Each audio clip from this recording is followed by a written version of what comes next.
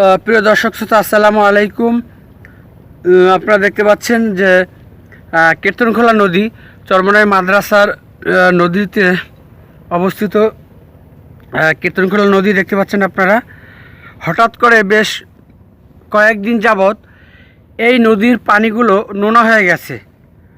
আমার বয়সে আমি কখনোই দেখি নাই এরকম নোনা পানি, যেহেতু আমার জন্মস্থান চরমনাই নৌকা বাসা।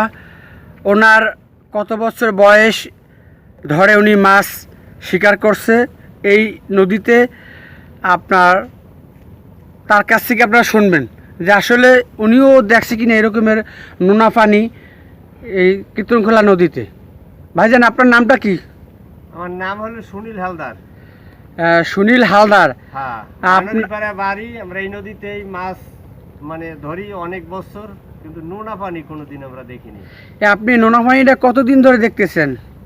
অল্প দিন, কত এই আবহাওয়াটা খারাপ হওয়ার পর পানির চাপটা বেশি হওয়াতে এই নোনা পানিটা দেখা যায়। আমি হঠাৎ শুনছি অনেকের কাছে যে এরকমের কীর্তনখোলা তীরে নদীর পানিগুলো নোনা হয়েছে। সেই ক্ষেত্রে আমি আসলাম যে আসলে বাস্তবতা দেখতে। আমি তবে মুখে পানি দিছি, নোনা লাগতেছে, তবে কম। কাল পরশু এই 3-4 দিনের চেয়ে আজকে কম লাগছে। হ্যাঁ।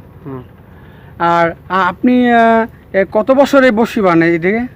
বসি ভাই প্রায় 35-38 বছর। এই 38 বছরে আপনি কি আমাদের এই নদীতে কোনো সময় নোনা পানি পাইছেন? না, এর ভিতরে কখনো নোনা পাইনি। আপনার মতামত কি যে নোনা পানিটা কোত্থেকে আসলো? এটা আমাদের মন্তব্য মনে হয় যে এটা সাগর থেকে উঠে আসছে। সাগর থেকে উঠে আমাদের এই নদীতে, ছোট নদীতে আসছে। হ্যাঁ, বেশিরভাগ বাগেরহাটে এই নোনাটা বেশি, আর হলো কুয়াকাটা খেপুপাড়ার দিকে। তবে এই যে কোনো অবস্থায় পানির স্রোতে এই দুই দিকের পানিটা চাপ দিয়া আমাদের এই নদীর কীর্তনখোলা নদীর গোড়ায় কিন্তু নোনা নাই। সেই নোনাটা পানির চাপে ঢুকে আসছে। ও, চাপে আসছে। বিগত দিনে তো আসে নাই, হঠাৎ এরকম আসলো। এইটা তো আমরা ঠিক বলতে পারবো না, কিন্তু কোনোদিন তো দেখি নাই। সবই আল্লাহ পাকের ইচ্ছা। হ্যাঁ, আমরা তো মিষ্টি পানিতে থাকি, খুব ভালো লাগে, এই জন্য সবসময়ের জন্যই। হ্যাঁ, ধন্যবাদ আপনাকে।